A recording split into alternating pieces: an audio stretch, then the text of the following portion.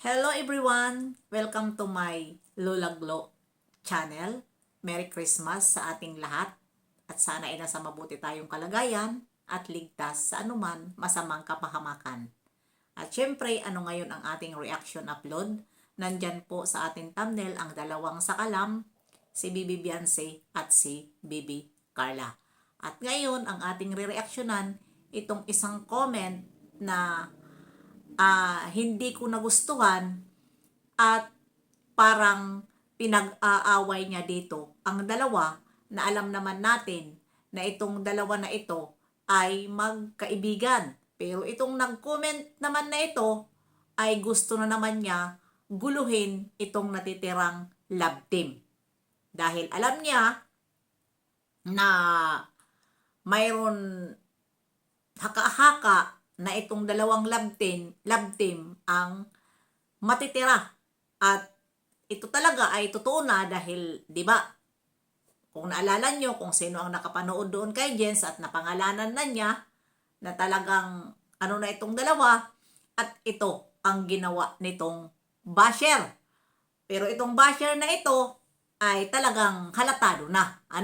Halatado na ito siya kung ano talaga ang gusto niya mangyari dito sa kay Bibi Carla. Para magkagulo, damay-damay na. Gumawa na sila ng mga strategy na para masira lang din itong dalawa. At ito, babasahin ko sa inyo.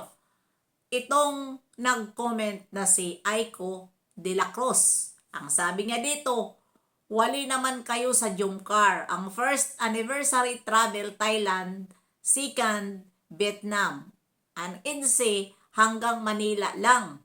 Jumcar lang ang may big sponsor para makapag-travel ang love team kasama si Kalinga Prab. Diba? Sa totoo lang, walang supporters ng Bibi Carla na para ikumpara dito sa kay Bibi Beyonce. Dahil sila po, puro parehas po yan sila, may mga big sponsor.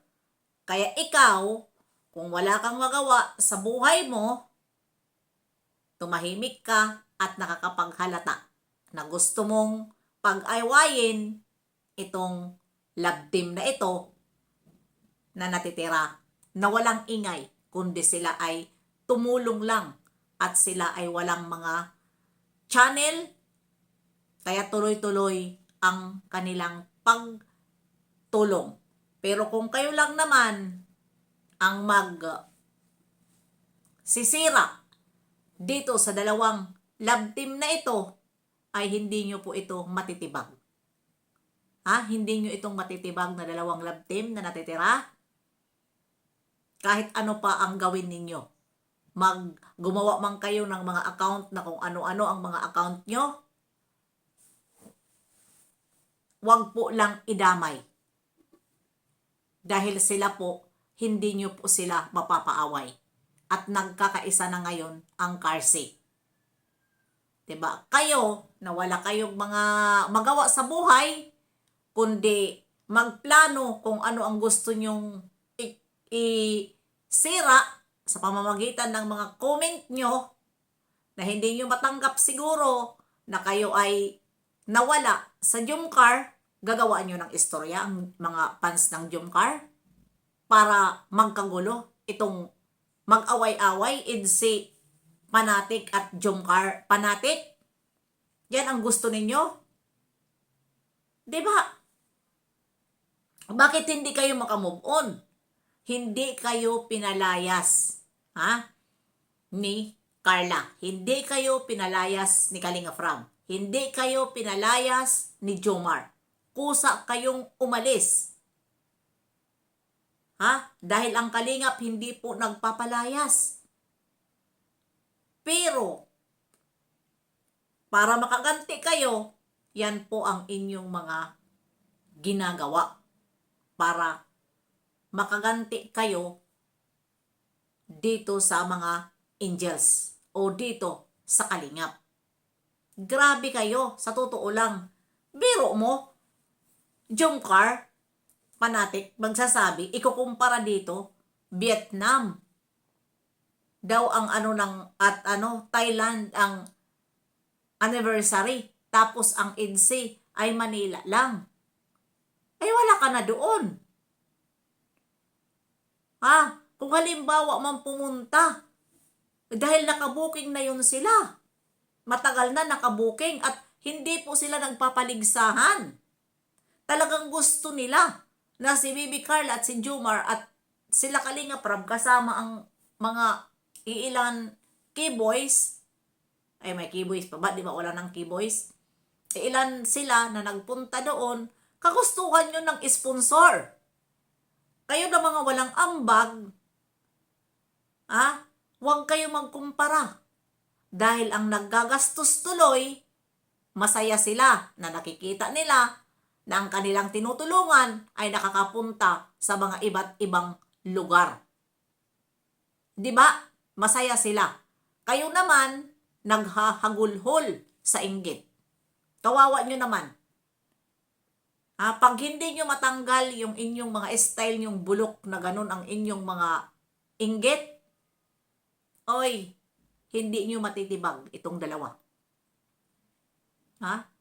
Pumukos na lang kayo dyan sa inyong mga channel o sino man ang inyong mga sinusuportahan, pumukos na kayo dyan dahil si Kalinga Prab ay magpipili na siya.